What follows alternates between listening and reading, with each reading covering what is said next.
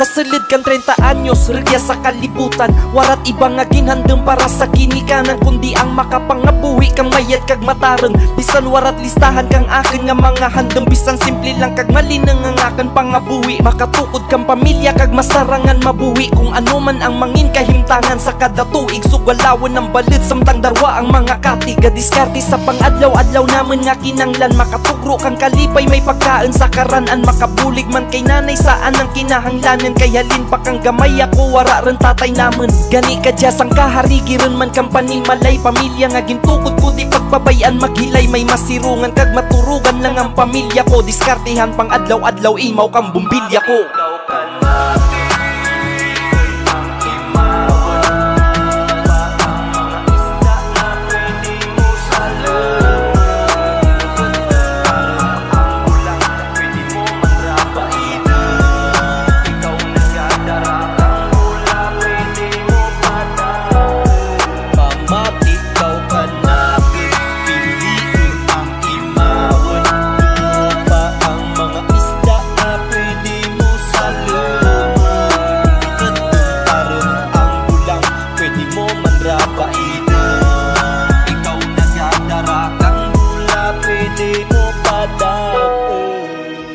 Adlaw-adlaw ko nga makita aking kaugalingan, sa salamin kaimaw kang akin nga guruntingan. Husay kagunting ginakaptan para may batunon, barayad kang pagkatapos ko sanda nga pagwapuhon. Amo man nga panikasad kang akin nga asawa, para lang nga magmayad lang permi amon pagtumara. Kag sa kada adlaw nga para abuton may makaan, biskan itlog awol-awol dapli okay din ka namon. Kapiraman nga magmasakit ang kabataan namon, pakadto pakari sa ospital agwantahan namon. Di lang pagsidlan ng illegal nga mga buruhatan, bisan ano pa kapigaduhon ng pamilya naman. Sadya nga natabo agay wara taken naglaem, nga pati ako maumid balda tsura ang naaga. Makalampuwas lang sa ginaatubang ko nga kaso, tinglo kag mayad ako man anra kang tanan nga tao.